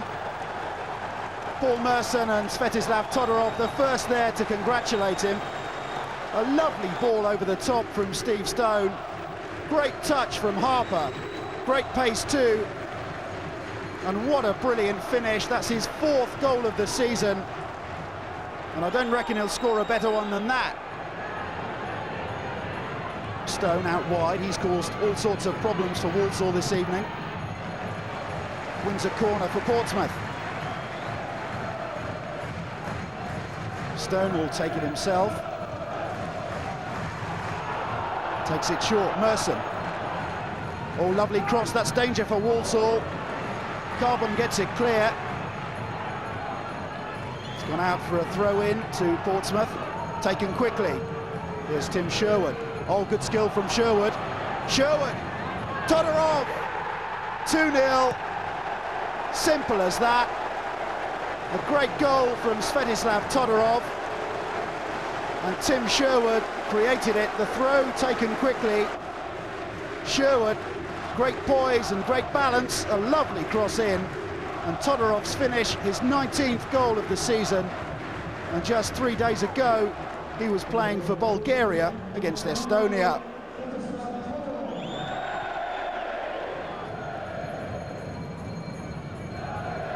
Primus gets it back. Portsmouth keeping possession well. Here's Fox again. Portsmouth teasing Walsall here. They can't get the ball back. Festa. Quasi. Fox backpedaling. Oh, he's lost possession. This is trouble. Junior. Oh my goodness, it's gone in. Amazing. Hayden Fox will be shaking his head in disbelief. Junior brings Walsall straight back into this game. Portsmouth can't believe it. Fox made all manner of a mess of that one. Letao with the header over the top. A left foot shot in off the inside of the post. Merson. Quasi. Oh, he can hit one from here and does. Great save, Gavin Ward. Well, Nigel Quasi's scored a few from there this season. And the Portsmouth fans behind the goal thought that was in. Here's Merson. Oh, he was caught slightly late there, Paul Merson. Rubbing his right shin. That must have stung a bit. I think he's okay. Quickly taken. Todorov, lovely touch. Todorov! Oh, great save, Ward, yet again. Walsall desperate to grab the equaliser. Time's running out for them here. Primus with the clearance. A nice little flick from Paul Merson. Now Quasi, another Portsmouth attack is building. Sherwood. Lovely ball through. Merson, surely, 3-1. Oh no! How on earth did Ian Roper get back there to clear that off the line? The ball was in. Merson can't believe it. Super ball from Sherwood. Merson did everything right. And Roper, well, the ball just stuck under Merson's feet there, and Roper gets it clear. George Best was again in the Fratton Park stands as Pompey went in search of the 3 points that would seal promotion to the Premiership. A packed house had arrived expecting to celebrate a straightforward victory against bottom of the table Sheffield Wednesday. The script appeared to be written when Lee Bradbury, who'd just ended a loan spell with the Owls, swivelled to score in his first appearance of the season.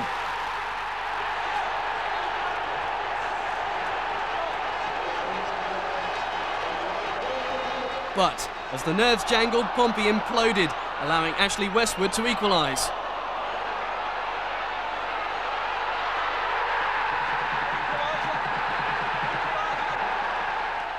With fingers crossed and nails bitten, Pompey fans watched in horror as Michael Reddy well and truly ruined the party.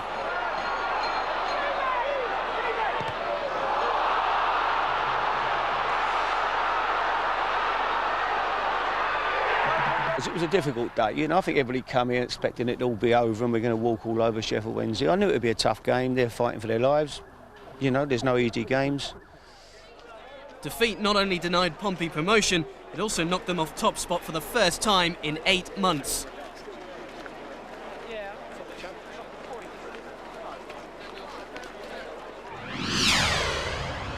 Three days later, Fratton Park was packed again as Pompey supporters got ready for an excruciating 90 minutes that would decide their destiny.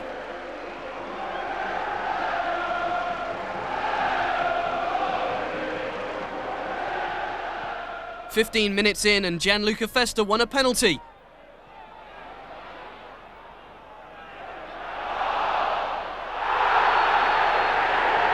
Surely the moment had arrived. But once again, Pompey's loyal support would be left crestfallen as Paul Merson's spot kick came back off the woodwork.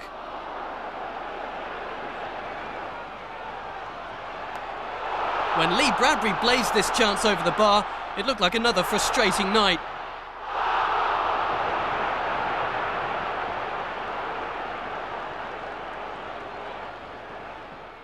Then it happened. Quasi found Todorov, and Pompey had done it.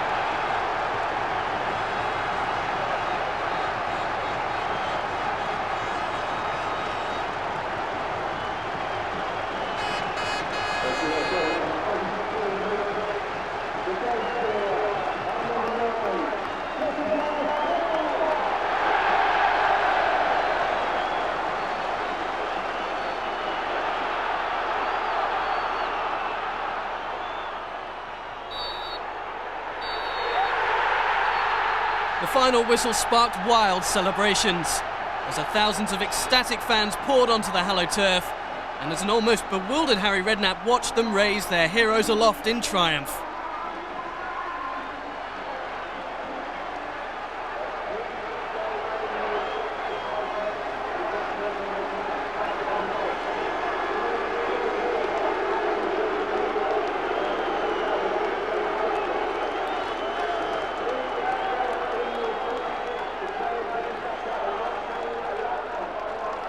And for the man who made it all possible, a special moment.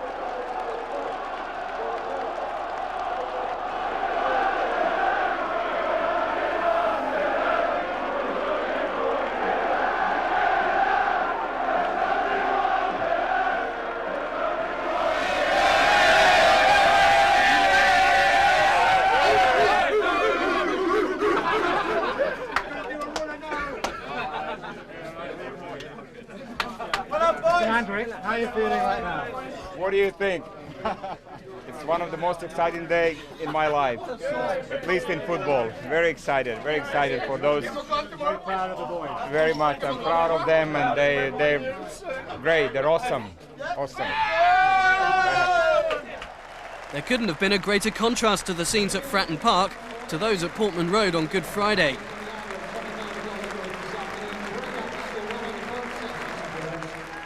Pompey were blitzed in a lacklustre first half hour as Martin Royster gave Ipswich the lead.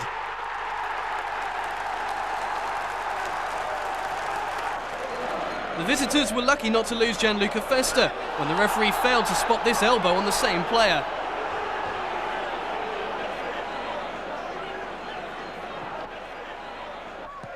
Harry and Milan looked as though they feared the worst, and when Tommy Miller added a second, it was game over. Pablo Canago inflicted more punishment by smashing in a third.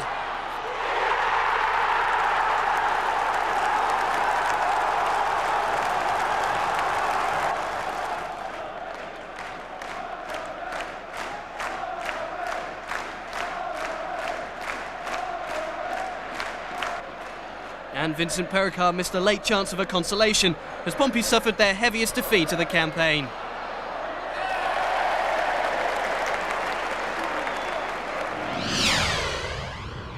The title race had developed into a real rollercoaster ride, and following Leicester's defeat against Sheffield United, Pompey regained top spot with victory over Reading on Easter Monday. Vincent Pericard returned from injury to open the scoring, and he added a second soon after.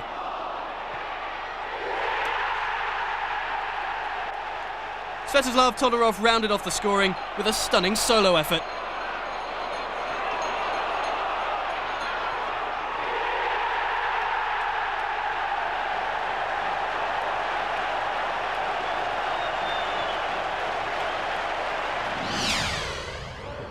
Another Leicester slip-up meant Pompey's last home match of the season was a title decider. Rotherham were the visitors as a wall of noise and anticipation greeted the two sides on their arrival. Pompey were just one game away from their first silverware in a quarter of a century. History was about to be made.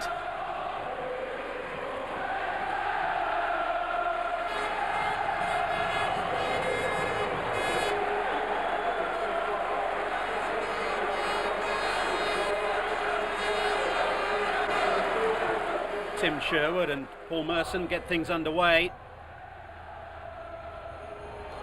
Pompey kicking from right to left.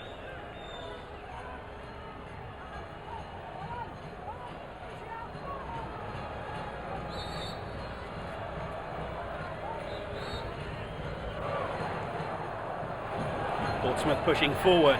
Todorov. Oh, it's a penalty. Well, Branston doesn't like it.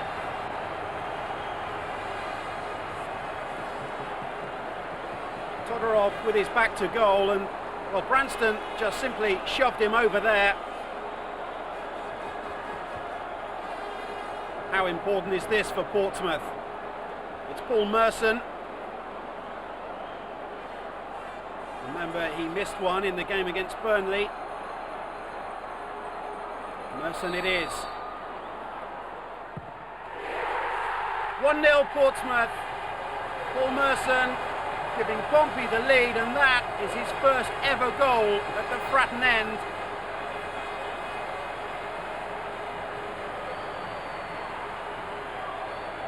Smiles all round. Merson absolutely delighted. Long throw for Rotherham. Oh, it's gone in. And it's Guy Branston who's brought Rotherham right back into the game from close range. Portsmouth pushing forward once again. Here's Pericard. Does well. Todorov! 2-1 to Pompey. They're back in front. Todorov scores yet again.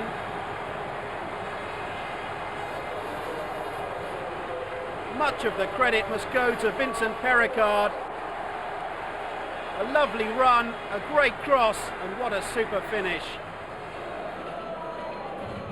More defending for Portsmouth to do. It's Rotherham's corner. Oh, they're back in it again. Chris Swales. A towering header at the far post. It's 2-2. Now a chance for Portsmouth to build. An extraordinary first half this. Quasi. Todorov! 3-2.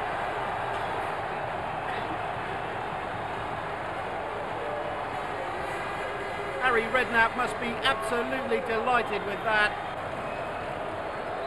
Great cross from Nigel Quasi, and Todorov with a presence of mind to just turn the ball in from close range. Surely that's enough.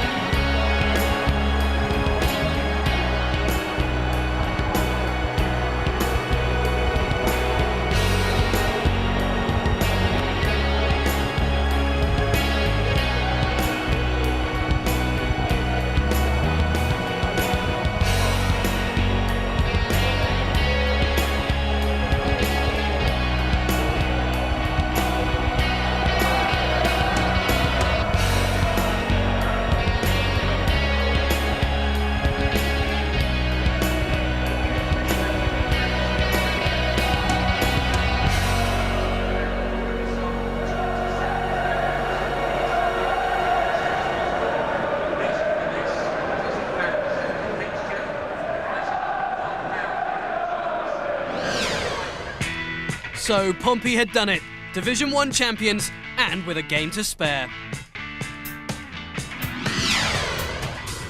Harry and Jim's illustrious army finished the season during a carnival-like atmosphere at Bradford. Over 7,000 Pompey fans made the trip north, and they weren't to be disappointed.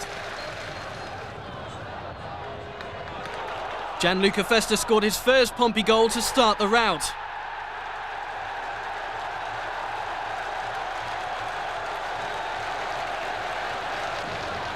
Then Svetoslav Todorov helped himself to a hat-trick that would make him the division's leading scorer with 26 goals.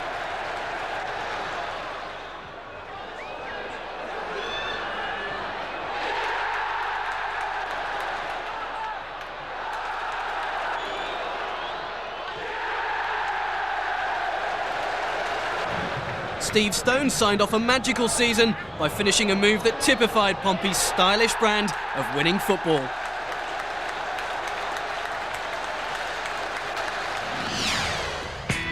The final table shows Pompey 6 points ahead of Leicester and worthy champions of Division 1.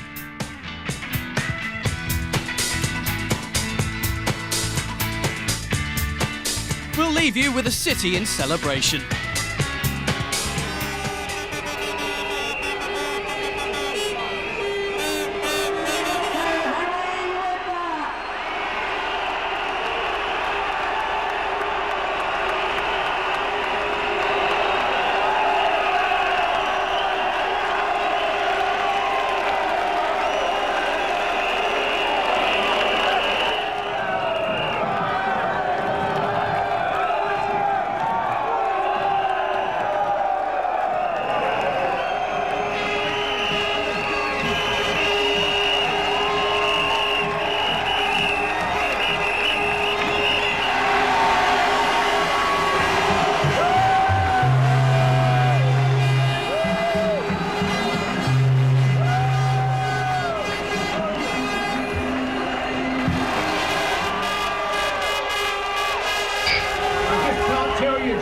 What this means for today to see so many fantastic people turn up here.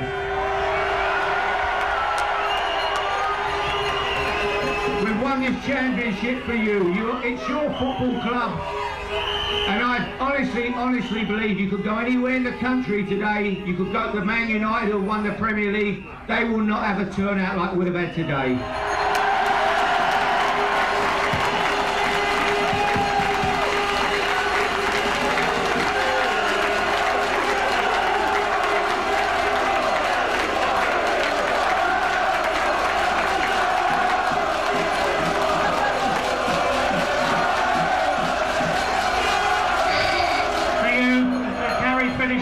On behalf of the players and myself, I just got to say, I can't tell you how much I want to say thanks to all of you. You've took us, you've supported us home, you've supported us away, you've turned out here in the rain today. You are the best supporters. I know it's easy to say when you're winning, but I've never seen such fantastic supporters as this football club has.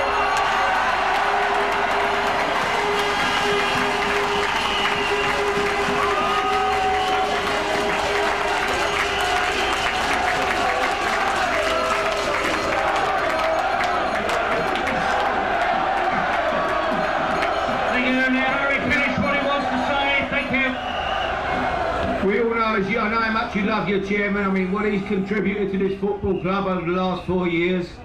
I've seen him at all-time lows, but I don't think he's ever been as high as he is at the moment. I think he's loving every minute of it, and I think, like me, he appreciates just what fantastic people you are. The players, we built a new team this year, and to win the championship with 98 points in their first season, they deserve. Every player, every single one of them has been a credit to this football club. They've been magnificent. We look forward to seeing you all next year.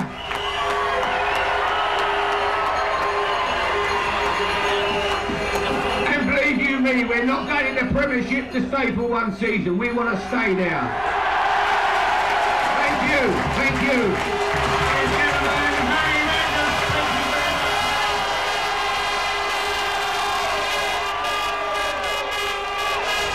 I didn't prepare the speech, but I'll tell you like it is. Who says we don't need bigger stadium?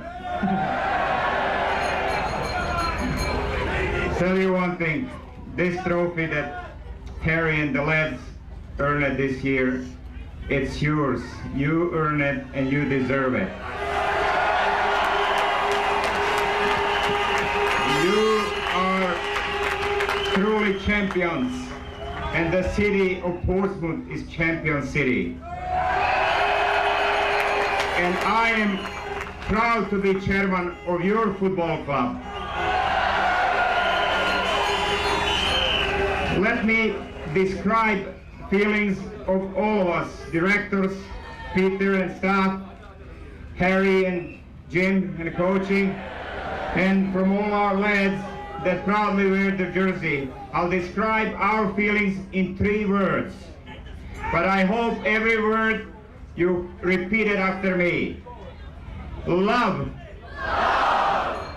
Love. Love. Love. Thank you very much.